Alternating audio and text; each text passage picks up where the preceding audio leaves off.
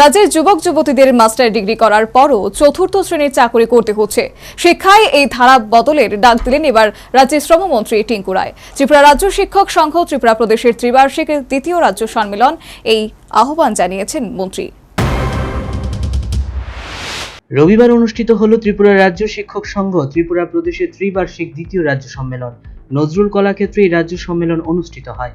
সম্মেলনে রাজ্যের যুব বিষয়ক ও ক্রীড়া দপ্তর এবং শ্রমমন্ত্রী টিঙ্কু রায়, আরএসএস এর ত্রিপুরা প্রান্তের প্রান্ত প্রচারক নিখিল শঙ্কর নিবাসকর, সংগঠনের অন্যান্য নেতা নেত্রী কর্মীরা উপস্থিত ছিলেন। অন্যান্য অতিথিদের সঙ্গে নিয়ে নিখিল শঙ্কর নিবাসকর প্রদীপ জ্বালিয়ে সম্মেলনের আনুষ্ঠানিক উদ্বোধন করেন। সম্মেলনের নিজ ভাষণে তাৎপর্যপূর্ণ বক্তব্য রাখলেন রাজ্যের যুব বিষয়ক ও ক্রীড়া দপ্তর এবং শ্রমমন্ত্রী টিঙ্কু রায়। রাজ্যের যুবক যুবতীদের মাস্টার ডিগ্রি করার পরেও চতুর্থ শ্রেণীর চাকুরি করতে হচ্ছে। শিক্ষায় এ ধারার বদলে ডাক দিলেন মন্ত্রী টিঙ্কু রায়।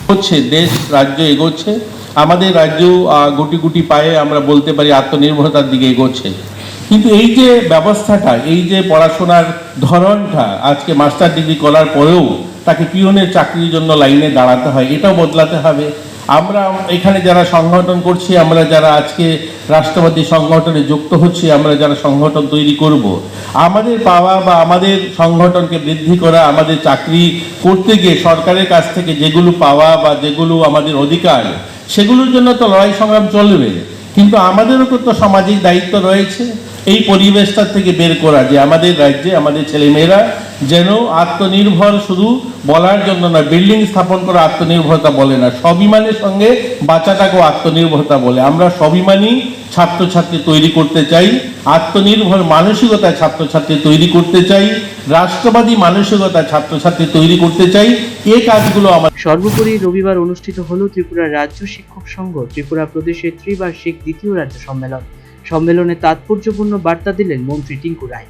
রাজ্যের যুবকদের মাস্টার ডিগ্রি করার পরেও চতুর্থ শ্রেণীর চাকরি করতে হচ্ছে তা জানিয়ে শিক্ষায় এ ধারা বদলের শ্রমমন্ত্রীর ডাক বিশেষ তাৎপর্যপূর্ণ বলে রাজ্যের শিক্ষাবিদ মহলের অভিমত।